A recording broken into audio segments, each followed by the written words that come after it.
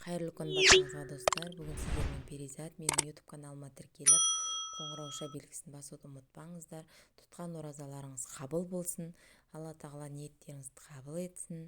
Осылай мен бүгін дәмді өте керемет тағам жасадым. Орама, қуырма, орама деп аталады. Сіздер де жасап көрулеріңізді ұсынамын. Өте дәмді болып шықты. Ауызашарға немесе қонақ келгенде ұялмай дастарханға ұсына беретін тағам. Осылай мен картошкамды, сәбізімді, пиязымды, етімді барлығын ашып, ал етім барлығын жуып алдым. Осылай барлығын бір келкетіп турап аламыз.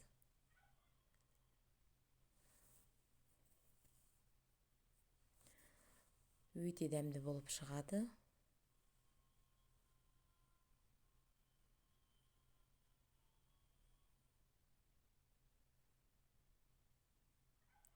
Етімізді де майдалап турап аламыз.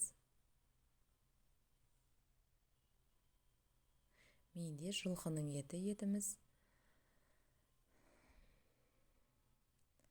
Ал енді қазанымызға майымызды құйып, етімізді қызартып қуырып аламыз. Ал енді пиязымызды салып қуырып алдым. Картошкаларымызды барлығын салып қуырып аламын.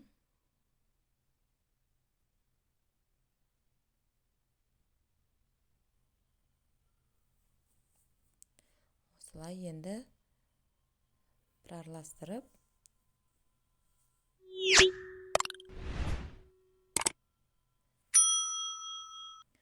томатымызды салып араластырып аламыз.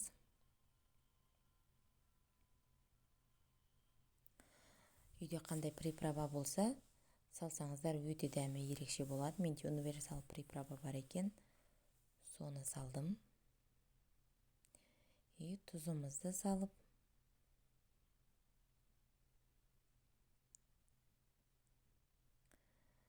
бір пиаладай су құйып, баяу отта астын таситып, бетін дымдап қоятын боламыз.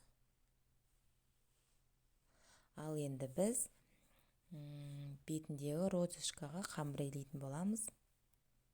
Осылай бір жұмыртқамызды жарып, бір пиалай суымызға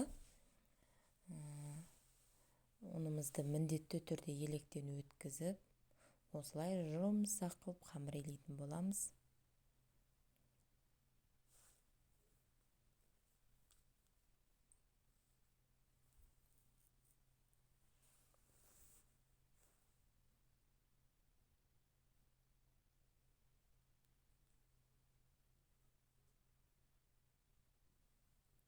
Осылай жұмсақ қылып қамыр илеп,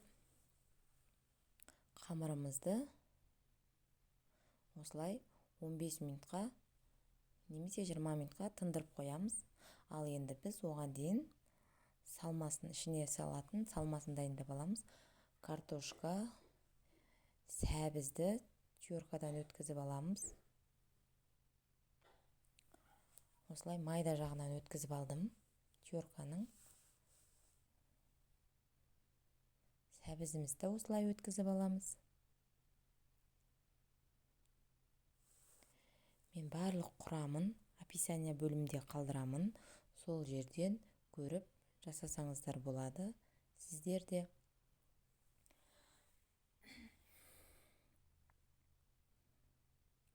осылай сәбізімізді, ал енді чесногымызды майда жағынан оны да өткізіп аламыз.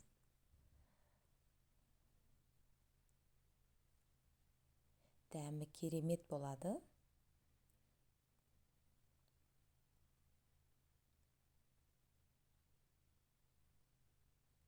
Тұзымызды, қара бұрышымызды салып араластырып аламыз.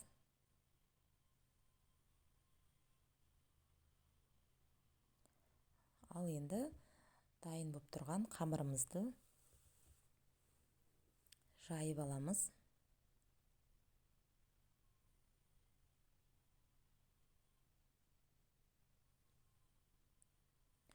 Қамырымыз өте жұқа жайылса, әдемі розалар шығады.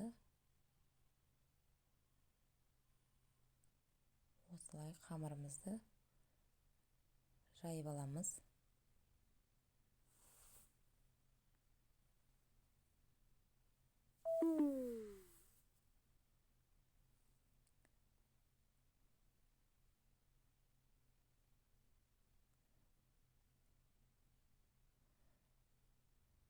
Қамырымызды жайып аламыз. Арасын сұйық маймен жайып болғансын бір тегістетіп жағып шығамыз.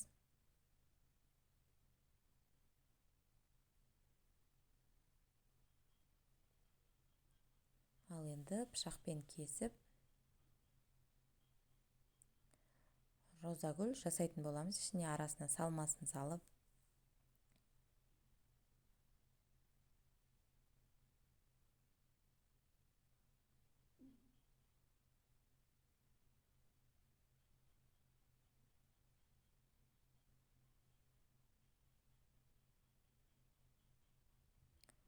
осылай арасын бәрін жауып розагүл дайындаймыз. Шетінен бастап орап шығамыз.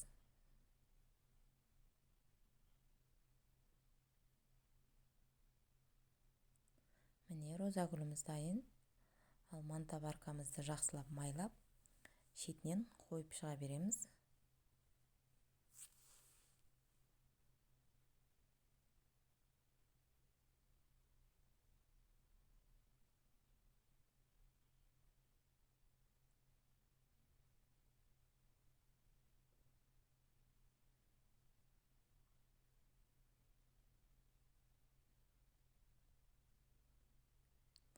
Міне розагүл. Ал енді тағы бір көрсетейін сіздерге. Осылай арасына салып, орап,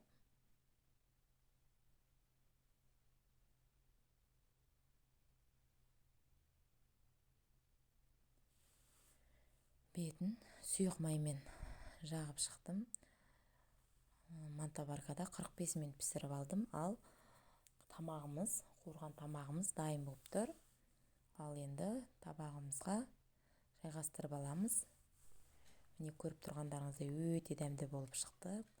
Сіздермен болған Перизат. Менің YouTube каналыма тіркеліп, лайк басып, комментарий жазып, қолдап кетсеңіздер болады. Мен үшін өте маңызды. Сіздермен болған Перизат.